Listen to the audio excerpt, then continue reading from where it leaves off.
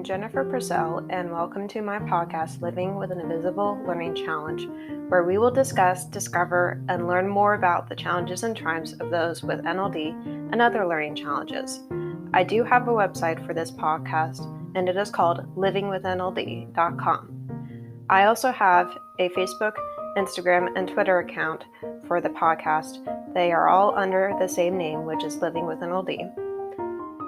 I also have a YouTube channel for the podcast, which can be found by Googling the title of the podcast, which is Living with an Invisible Learning Challenge. I would like to tell you about a nonprofit that I use for my research for this podcast. It is called the NLD Project, and I use their blog for my research. They are a nonprofit that is based in New York and is trying to get NVLD back on the DSM, and they provide many resources for people with NVLD on their website. I'll provide you with the website for them in the podcast description. All proceeds from the ads on this podcast will be donated towards the NVLD project. Please feel free to explore the other topics on the podcast, and hopefully you will learn something new from them. I hope you enjoy today's episodes.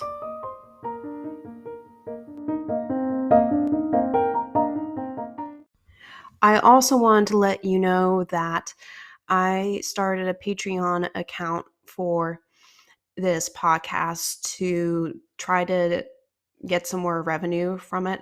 That's not the reason why I started this podcast, but I'm trying to get some revenue from the podcast because it will help me keep it going.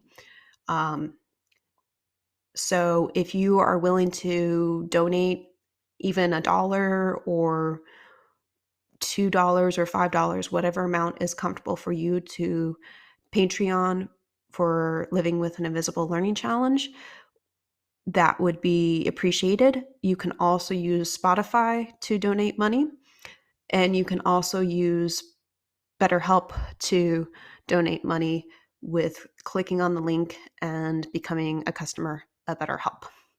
So those are 3 different ways you can support the podcast, and I hope that you will choose which way works for you, and that you will choose which level works for you as well.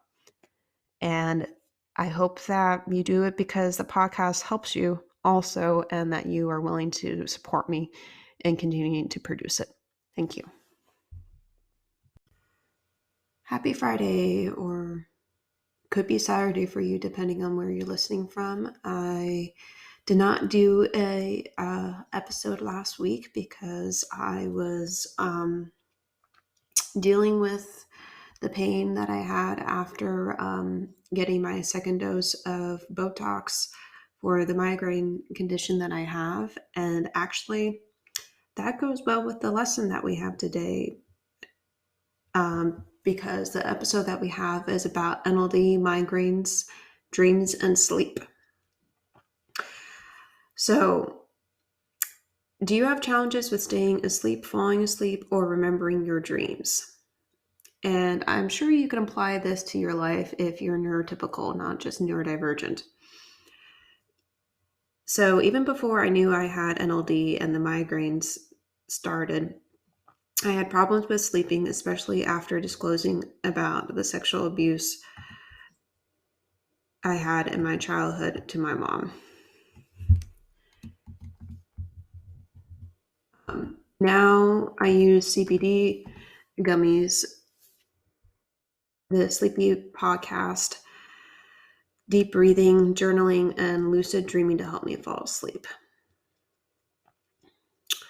I also utilize these blue light blocking glasses. Sorry, that's a mouthful.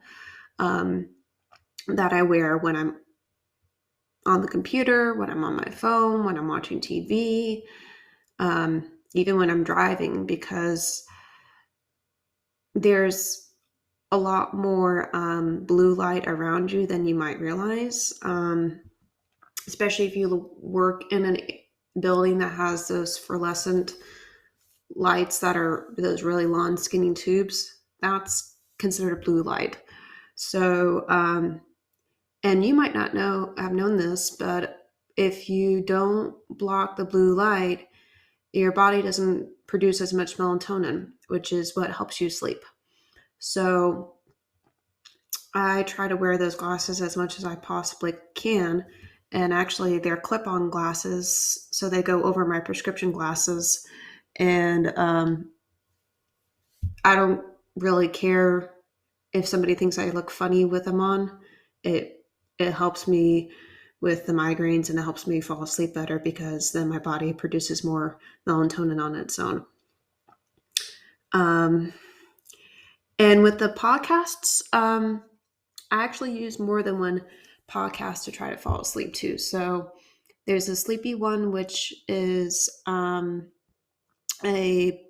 podcast that does bedtime stories that are sometimes children's stories like Peter Pan or Alice in Wonderland or The Secret Garden or The Little Mermaid. And what Otis does, that's the podcast host's name, he basically reads the story aloud to you. And it's pretty calming for me to fall asleep to something like that. Or there are other ones that I've tried that is done. It's called Sleep Cove. There's also Calm Cove, both done by the same British person who studied hypnosis and therapy for a while, and he has some really natural sounds on there that I use to try to help me fall asleep. There's also one for, I think it's called Sleep Sounds for Women, um, that a woman does. Don't remember her name right now, but hers is similar to the British one where it's just nature sounds uh, that she has put together. And when I say nature sounds, I mean like sounds from nature or white noise or something like that.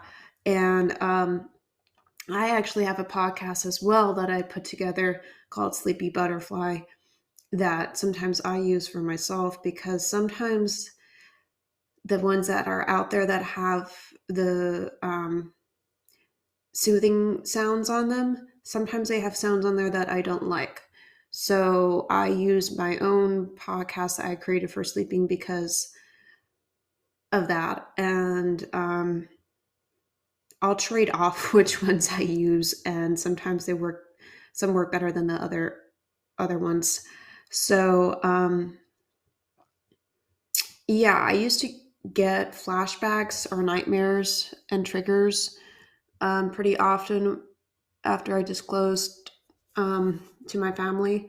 But after at least, I would say, a year or two of therapy, the frequency decreased to once a day and then eventually once a week. And now it's more like once a month, if that, because I've been using the coping skills I've learned from therapy to get to that point where I just try to remind myself that I'm not living in that state anymore. And I'm surrounded by a lot of support from my family and from my friends. And there's no reason for me to really have reminders anymore because it's not going to happen anymore. Um, and usually what I just use some affirmations to help me um, get in a better mindset. And with lucid dreaming, it's actually pretty cool. It's when you try to control your dream and you try to change that nightmare or that weird dream into a positive dream. So if you can try to be aware that of the fact that you're actually dreaming, which is a little tricky to do, um, and you realize that once you realize that you're dreaming, kind of like the movie Inception, um, try to think of some positive affirmations, meaning like, I am safe, I am worthy, I am kind, I am beautiful, I am um, brave, I am a good friend, or something like that. Whatever affirmations work for you, I am statements are usually the easiest ones to come up with. Just have a list of about, I would say, 10 of those and keep repeating them. And you might be surprised about how quick you're going to learn how to lucid dream and change your dream into something positive.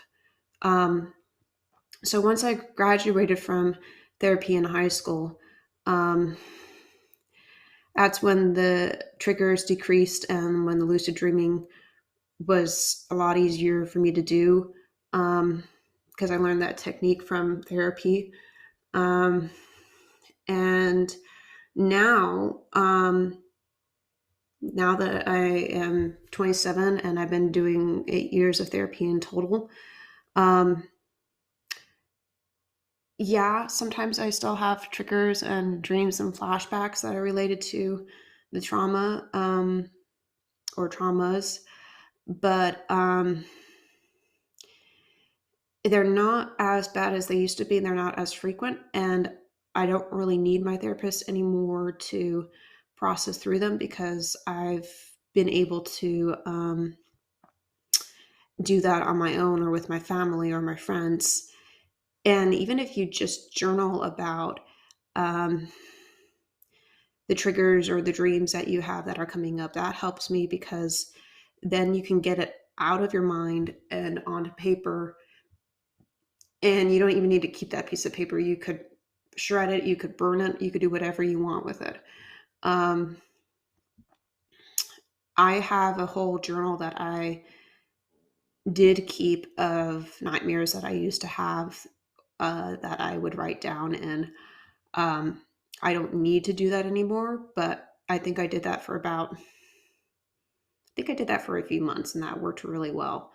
Um, but usually what I do now is, if I have a icky feeling, um, that, or a conversation that went bad with a friend or a family member, I try to write out how that conversation made me feel, in my journal.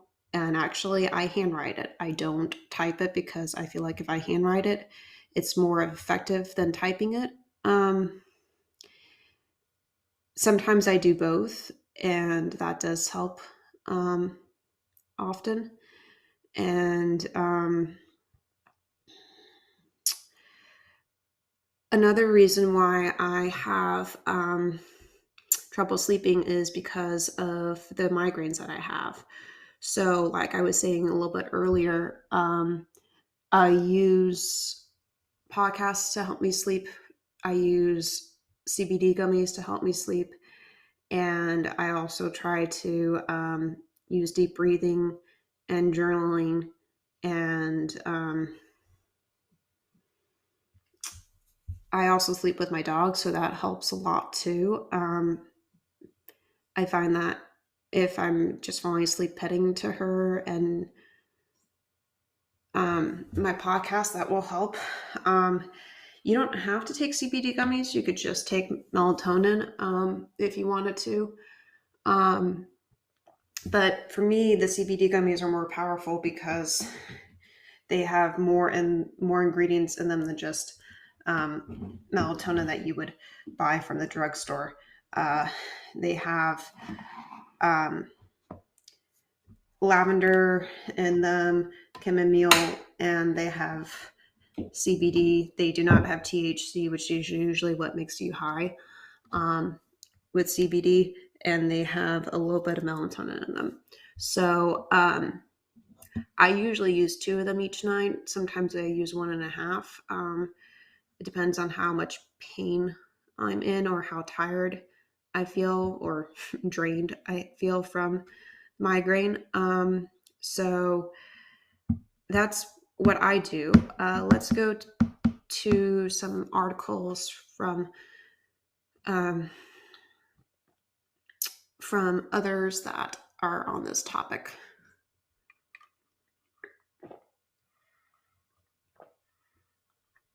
So the first article is titled Sleep Deprivation and the Importance of Sleep for Dyslexia, Learning Disabilities, and ADHD. And it is from LDRFA Action. Quote, sleep deprivation is often overlooked among students with ADHD or learning disabilities and adults. ADHD has a 50% comorbidity with other learning disabilities. The National Sleep Foundation notes that ADHD is linked with a variety of sleep issues. A recent study found that children with ADHD and people with dyslexia have had higher rates of daytime sleepiness than children without ADHD. This, of course, combined with attention span issues, can affect their quality of learning in the classroom. Another study shows that 50% of children with ADHD had signs of sleep disordered breathing compared to 22% of children without ADHD. There was also an increase in restless leg syndrome, which again can impact the quality of sleep. Whether a child has ADHD or not, the bottom line is that effects of sleep deprivation will exacerbate attention issues, hyperactivity, impulsive behavior, and increase oppositional behaviors. Noticeable signs of sleep deprivation include excessive sleepiness, frequent yawning, irritability, daytime fatigue. Why sleep disturbances caused by ADHD have been overlooked for a number of reasons. Sleep problems did not fit neatly into the American Psychiatric Association Diagnostic and Statistical Manual of Mental Disorders, or DSM, requirement that all ADHD symptoms must be present by age 7. That's ridiculous. Lack of sleep, increased risk. Disturbances associated with ADHD generally appear later in life at around age 12 on average. Close quote. That's why I said that was ridiculous. Because usually, if you have challenges falling asleep, you might not exhibit those challenges until you're older. Like the article said, until you're 12, not 7. And I don't know if you've heard the saying before, but when you've met one neurodivergent, you've only met one neurodivergent. And what that means is not every neurodivergent is going to experience the same symptoms as another one. So basically, somebody with ADHD, autism, Asperger's, NLD, dyslexia, dysgraphia, dyscalculia, ADP, whatever neurodivergent diagnosis you have, or diagnoses if you have more than one, you're going to experience a array or spectrum of symptoms to different degrees than other neurodivergents will. I hope that made sense.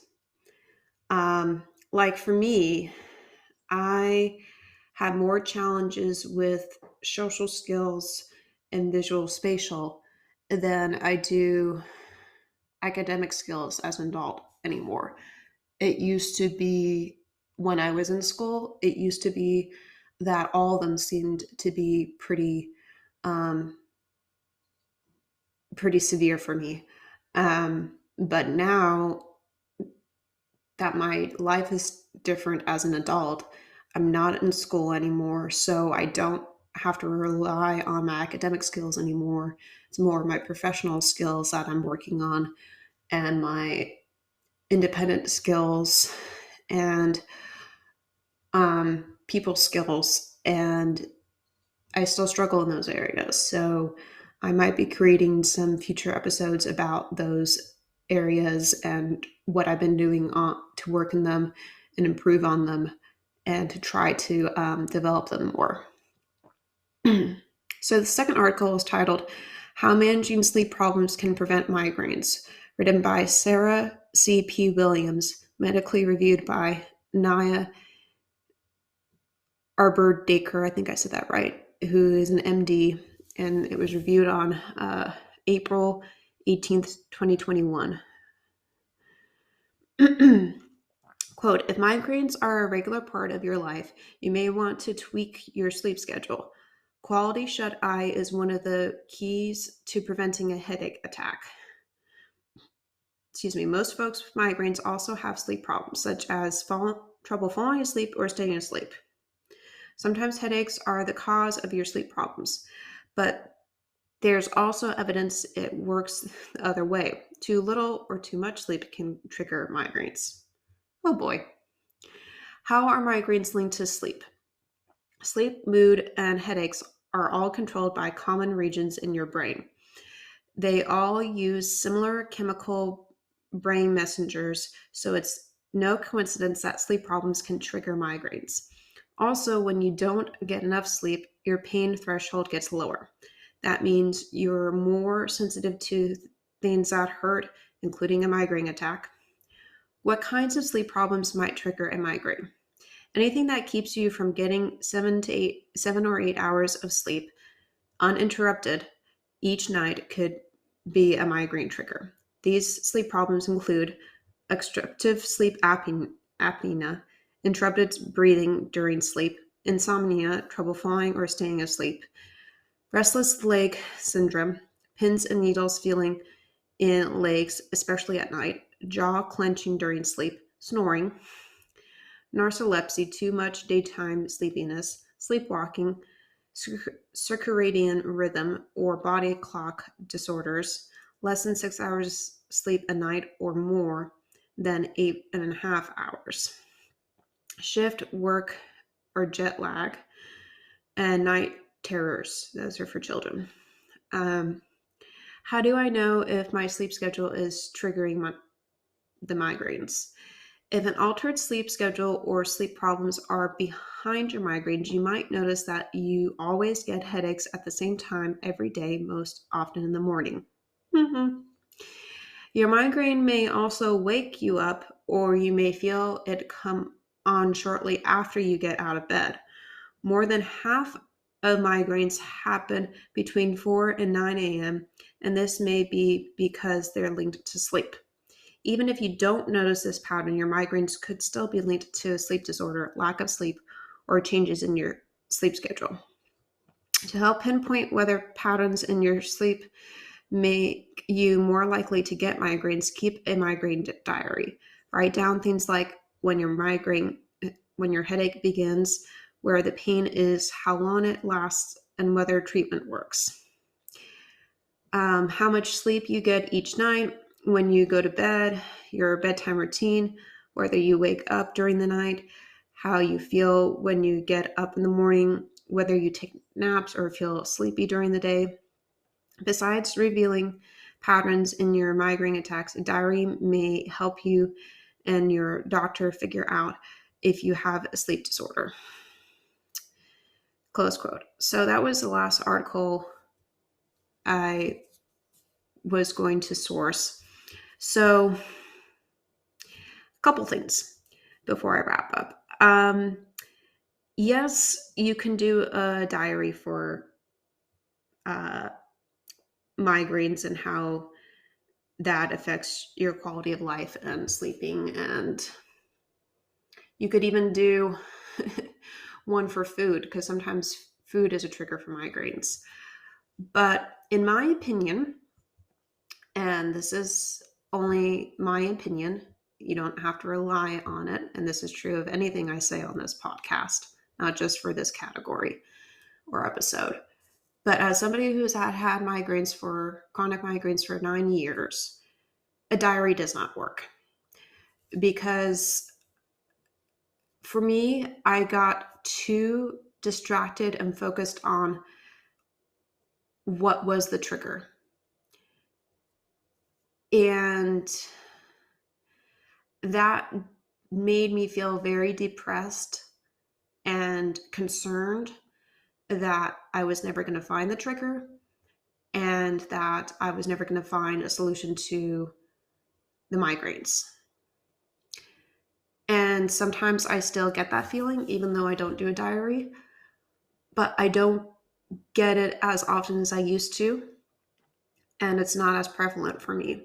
So, what I tried to do instead I try to focus on main categories that I know are triggers for me. This could be different for you depending on what the challenge is. It doesn't have to be something like a migraine. But for me, sorry if you're a guy listening to this, but when women have their periods, that's a trigger for me. If the weather changes from sunny to cloudy or cloudy to sunny, that's a trigger for me. If I'm going to a place with higher elevation than I'm used to, that's a trigger for me. If I don't get enough sleep, and I mean at least 7.5 hours each night, that's a trigger for me. If I don't eat on a normal schedule, that's a trigger for me. If I, going back to the cloudy weather, if it's cloudy and I have an intense migraine or even a mild one, I get nauseous. So that's also a symptom for me. And also sometimes wind can create it, especially if it's really gusty and frequent wind. That's terrible. I'm not sure if this is a trigger or just a side effect for me, but I notice I'm more sensitive to temperature, particularly being cold or being really hot. So I wear a lot of layers, or sometimes I don't wear a lot of layers with clothes. So that can be a trigger for me. I mean, not a trigger, but a side effect of the migraines, I think. And sometimes I have to watch my tone of voice because I sound really frustrated or irritated, or on edge because I'm just had a migraine all day and I sound really irritable or cranky from that. So sometimes I'm very quiet because of that. And a couple other things.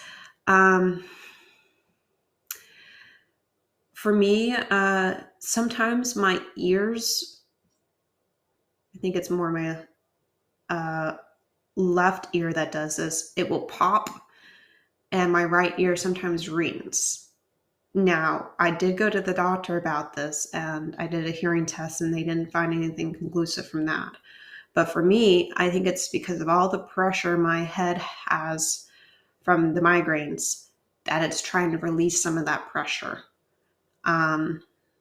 So, yes, this is kind of weird and interesting that I have this going on. But I would say, even though it's not a pleasant thing to have experienced for 9 years, it definitely does.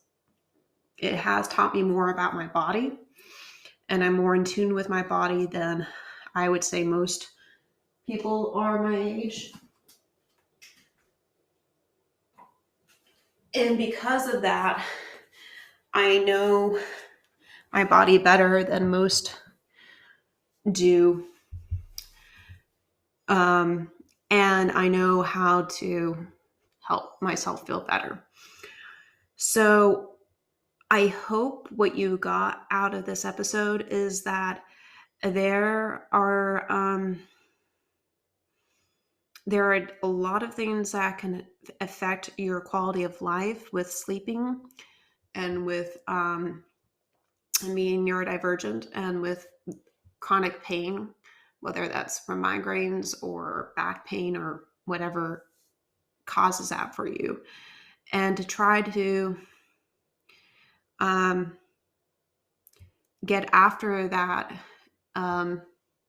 challenge for yourself. And it's not a bad thing to try different things for a while, but what's also good is to try to not do too many things, new things at once, because sometimes it's hard. If you do that, it's hard to tell what's working and what's not working. So if you try to figure out what will work for you, then you can take notes from that and go from there. And that should help you figure out that. So I hope you can take some lessons away from this episode that will help you learn how to sleep better and not only stay asleep, but be able to fall asleep faster and have a better quality of sleep that you can have, because that does affect your whole day and it can affect the next day as well. So I hope you have a good week and I will talk to you next week. And today I am very excited to announce that BetterHelp is now sponsoring this podcast. I have had 7 years of therapy, so I know it can help change your life if you not only let it, but work on the personal goals that you set with your therapist. Without a healthy mind, being truly happy and at peace is hard. The good news is therapy works. But what is therapy exactly? It's whatever you want it to be. Maybe you're not feeling motivated right now and would like some tools to help. Or maybe you're feeling insecure in relationships at work, not dealing well with stress. Whatever you need, it's time to stop being ashamed of normal human struggles and start feeling better because you deserve to be happy.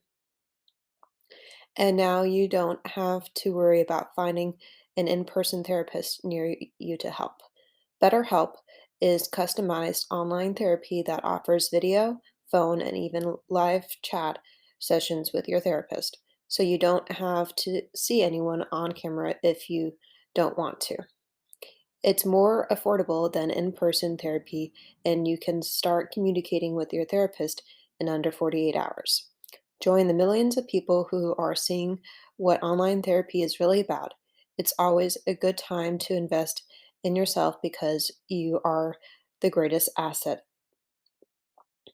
And special offering to listeners of Living with an Invisible Learning Challenge. You can get 10% off your first month of professional therapy at betterhelp.com/. I'll put in the link in the podcast description for you. That's BetterHelp, HELEP. Thanks again to BetterHelp for sponsoring this podcast. I also want to mention to you that I just launched my podcast swag on Wednesday of this week and have a page for it on my website, and I will also send you the link to it in the podcast description, and I will also send it to you in the newsletter that I usually send out on Fridays. I am now selling t-shirts, water bottles, and a backpack, and they all have the podcast logo and title on it and the tagline. So I'm looking forward to watching the sales and seeing who buys them, and spreading the word more about my podcast.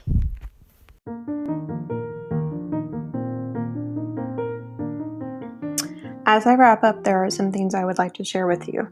I do have a website for this podcast. It is called livingwithnld.com. I also have a Facebook and Instagram page for this podcast. It is called Living with NLD. I will include the links for those in the description. In conclusion, I would like to hear from my audience. If you know individuals with NLD that I could interview for this podcast, please email me at livingwithnld@gmail.com. What are you interested in learning about NLD? I know I'm not an expert, but I do know I have the living experience of having it. I would like you to practice journaling about your gifts and differences. Also, see if there is a way that you can make that difference become easier for you to do than it originally was. Thank you for listening today, and please go to my YouTube channel and subscribe to it. Thank you. Bye.